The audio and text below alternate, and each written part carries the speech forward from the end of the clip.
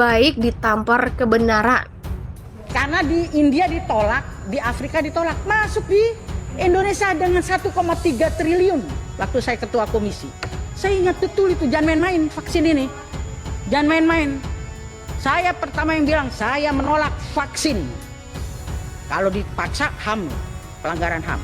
Jadi ketika kita menyatakan bahwa vaksin ini adalah suatu kewajiban, maka secara mutatis mutandis jika ada warga negara yang tidak mau divaksin, maka bisa dikenakan sanksi, bisa berupa denda, bisa berupa penjara, bisa juga kedua-duanya. Ya kalau memang belum pasti keamanannya, efektivitasnya, kebermanfaatannya, ya yang bikin keputusan aja duluan yang disuntik gitu. Nanti kalau hasilnya bagus baru rakyat. Brasil sudah nolak resmi, Turki nolak, ya kan?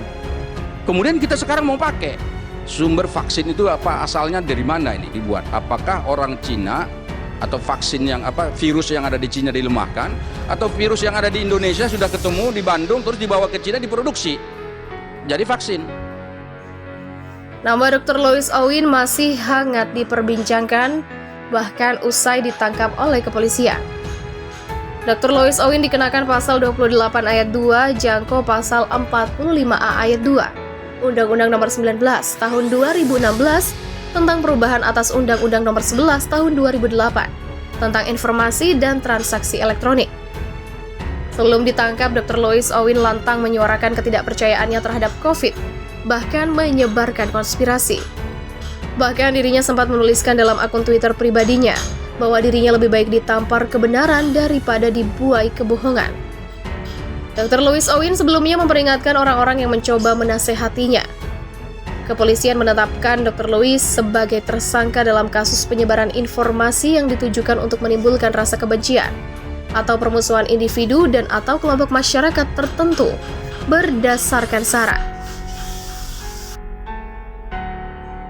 Selain itu, ia juga diduga menyiarkan berita palsu dan sengaja menerbitkan keonaran, termasuk disangkakan melakukan tindakan pidana dengan sengaja menghalangi pelaksanaan penanggulangan wabah dan atau tindak pidana menyiarkan kabar yang tidak pasti atau kabar yang berkelebihan atau yang tidak lengkap.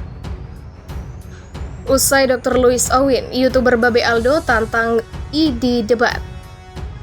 Bingung, ID bisa dipercaya atau tidak?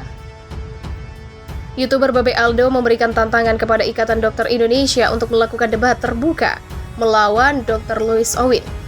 Pasalnya, Babe Aldo menilai debat terbuka ini sangat dibutuhkan bagi masyarakat yang kebingungan mengenai simpang siur COVID-19.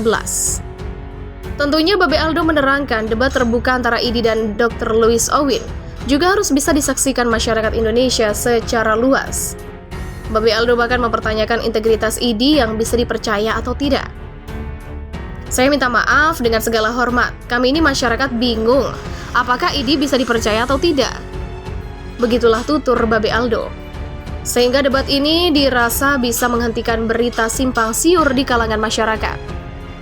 Sebab kalau mau diuji benar atau salah, uji akademis benar atau salah, apakah ID siap melakukan diskusi ilmiah secara terbuka? Begitulah katanya. Tentu saja dengan adanya debat terbuka ini, fenomena Dr. Louis Owen tidak akan terjadi lagi.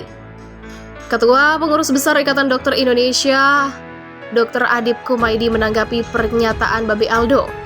Adib Kumaydi menjelaskan ID sangat terbuka untuk melakukan debat terbuka, terutama dengan Dr. Louis Owen. YouTuber Babe Aldo tantang ID untuk debat bersama Dr. Louis demi menjawab info simpang siur. Sosok YouTuber bernama Babe Aldo tantang Ikatan Dokter Indonesia untuk debat terbuka dengan Dr. Louis Owen.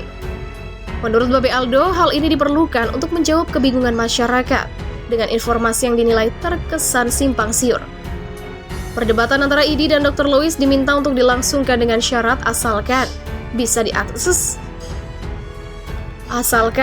diakses oleh publik. Tantangan itu sendiri pertama kali muncul setelah Babe Aldo bertemu dengan ID saat diskusi media.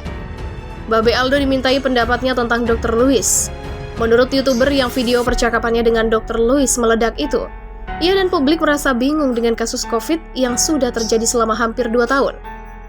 Ini sebenarnya ada apa? Dan kebingungan ini kami belum juga dapat informasi yang tepat, termasuk dari ID sekalipun.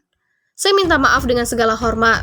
Kami ini masyarakat bingung apakah ID bisa dipercaya atau tidak. Begitulah tutur Babe Aldo. Oleh karena itu, untuk menjawab rasa penasaran publik yang benar tentang Dr. Lois dan ID, Babe Aldo juga meminta mereka berdua mengadakan debat publik ilmiah yang dapat dihadiri oleh masyarakat umum. Ia menganggap ini penting karena dengan begitu orang bisa tenang dan berhenti berpikir gila. Jika debat ini terjadi dan disiarkan, tentu fenomena Dr. Lois tidak akan terjadi, karena publik akan tercerahkan dengan diskusi terbuka yang ada. Apalagi sekarang Dr. Lois adalah dokter pertama yang secara terbuka melakukan apa yang sedang booming. Ini menjadi booming karena publik tidak pernah memiliki pernyataan dari Dr. Lois yang berbicara keras di depan umum. Sementara Ketua ID, Dr. Adib Humaydi juga menanggapi pernyataan Babe. Menurut Adib, pada prinsipnya ID sebenarnya terbuka untuk menerima kontribusi dari diskusi hingga debat. Namun dengan catatan semua hal di atas dilakukan sebagai bagian dari ilmu kesehatan. Dr. Adib Humaydi mengatakan dalam dunia medis, suasana demokrasi sangat terjaga.